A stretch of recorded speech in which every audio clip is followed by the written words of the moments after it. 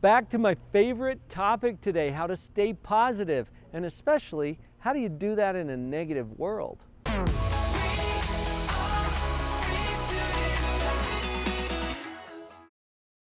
I get it all the time. How do I stay positive when things are so negative, when there's so many hard things going on? Okay, let's start with the 4 things to notice. 4 truths to become aware of. Number 1, principles determine all of life's outcomes. Principles. Some things feel like magic or luck. Like you'll look around, and you see all those people out there who seem to have it all together and they've got everything that you want. And, oh, lucky. Luck? Really? No. This is not luck. This is principle. I get this here. People come up to me, Dr. Paul, you're so lucky to have a job that you love, for example. Really? Luck? I created this. It didn't just poof out of nowhere. So there are principles that determine all of life's outcomes. When I talk about principles, I'm referring to things like gravity even, natural laws that are always on and that determine all of life's outcomes. Sometimes we run up against a challenge. I keep puzzles in my office. In fact, this one is one of my favorites. This is a bottle that has inside of it a little wooden ball. Now the challenge is you want to get that wooden ball out of the bottle. Problem is there's a stick in the neck of the bottle that's bolted inside of the bottle. Cool, huh? This is called bottled frustration. Now you look at this and it seems impossible. There's no way. What? Is it impossible? No. I've assembled it and disassembled it many, many, many times. And I've taught clients how to do it. Is it possible? Yes. Is it luck? Is it magic? No. It's a principle. You understand the principle, you can change the outcome. That's true with bottled frustration. I'm submitting here that it's true of almost every aspect of our life. The second truth that I want to call to your attention, everything has an upside and a downside. There are pros and cons. There's pleasure and pain. There's opposition in everything. Wait. Everything? Yeah. I know that's a bold statement, but when you think about it in very simple physical terms, up does not exist except in relation to down. There is no inside unless there's also an outside. Opposites define each other. Does anything exist without an opposite? Well, I don't think we would even recognize it or know what it was, if so. It would just cease to be significant for a lot of reasons. Now, without getting into all the physical or even metaphysical reasons why that may be true, just accept this truth, that everything has an upside and a downside. Now we get into some principles of psychology. The third truth that I would invite you to notice is that we constantly judge. We do. Oh yeah, you can't turn it off. We judge all the time. You're judging yourself, aren't you?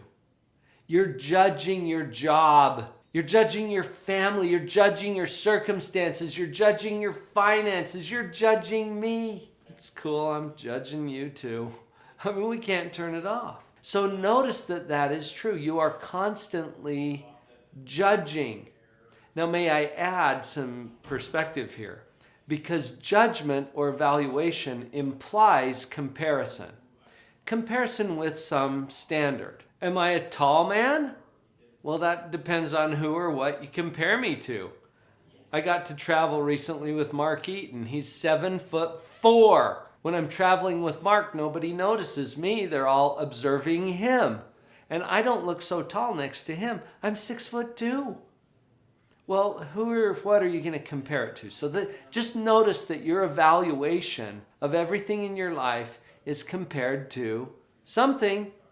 So getting back to our topic briefly, how do you stay positive in a negative world? Well, negative world is a judgment, right? It could always be better. It could always be worse. That was our truth number 2. And principles determine all of life's outcome. So stick with me. One more truth that I want to have you notice, and that is that we are constantly creating. You can't turn this off any more than you can turn off evaluation or gravity or any other natural law. You are, by your very nature, a creator. You will create something. And if you haven't noticed yet, you've got the ability to create a mess. The fact that you can create a mess is actually really good news. It means you can create. Not only can you create, you constantly create. You can't turn it off. And if you can make a mess, what else might you be able to create? See, that's where some of our hope might lie. So notice those 4 truths. Number 1, principles determine all of life's outcomes. Number 2, there's always an upside and a downside to everything. There's opposition in everything.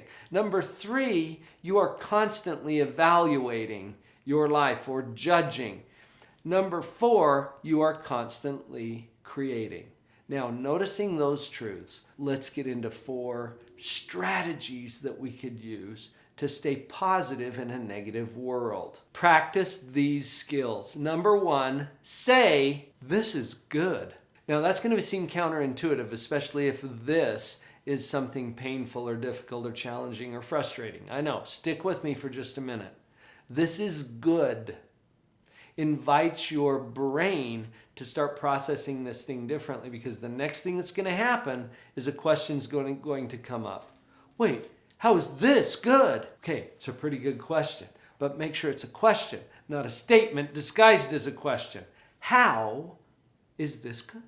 And then find the ways that it is. You didn't get the promotion. Oh, this is good because I get to learn something from where I am. I just broke my leg. Oh, this is good because I get to meet some people that I wouldn't have met otherwise. I mean, you can always find something, okay, that will make even a painful, difficult, horrifying situation good, or what's good about it. Maybe that's an easier way to approach it. But skill number 1, practice saying, "This is good." Skill number 2, focus on gratitude. We've done other videos about gratitude and the power of it. Gratitude has the ability to change your mind from that negative downward slope into a positive, uplifting, affirming kind of a thing. Now remember, in the truths, there's opposition in all things. There's upsides and downsides to everything. It could always be worse, it could always be better. Gratitude is often found when we focus on what's good about it. How is this going well? How is this rich and joyful and abundant for me? Just a quick example. A fellow on my couch not too long ago, going on and on and on about his job and how hard and difficult and painful and awful it was. And I stopped him to bring him back into perspective by saying, "What? You have a job?" And he rolled his eyes a little bit. He's like, "Oh, Dr. Paul."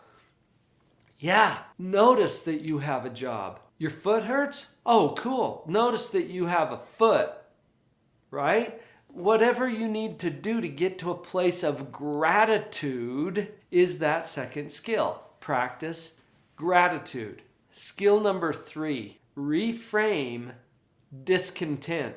Here's what I mean. We experience discontent or pain or whatever it is that we are defining as our discontent on a regular basis. It's going to happen. What if we were to reframe it? Instead of using that to judge our life as being bad, we use our discontent as a trigger or an impetus or a catalyst for creation.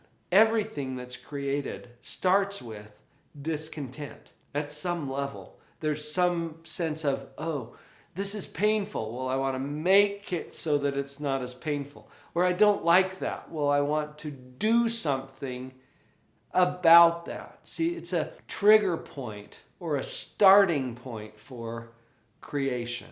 When we reframe our discontent in that way, then no longer is it evidence that our life is bad.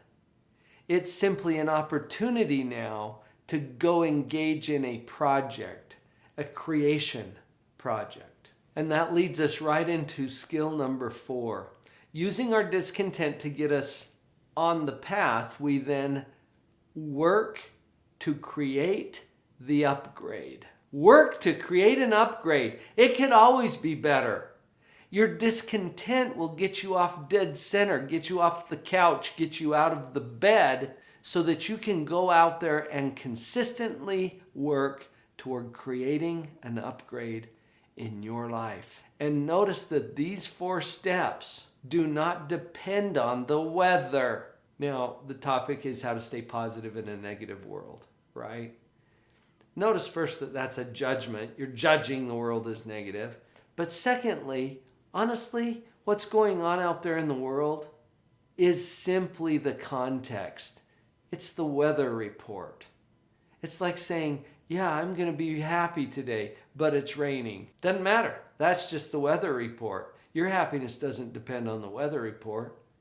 And neither does your life depend on the circumstances that surround you as much as the power that you can draw from your own mind as you practice these positive skills and strategies.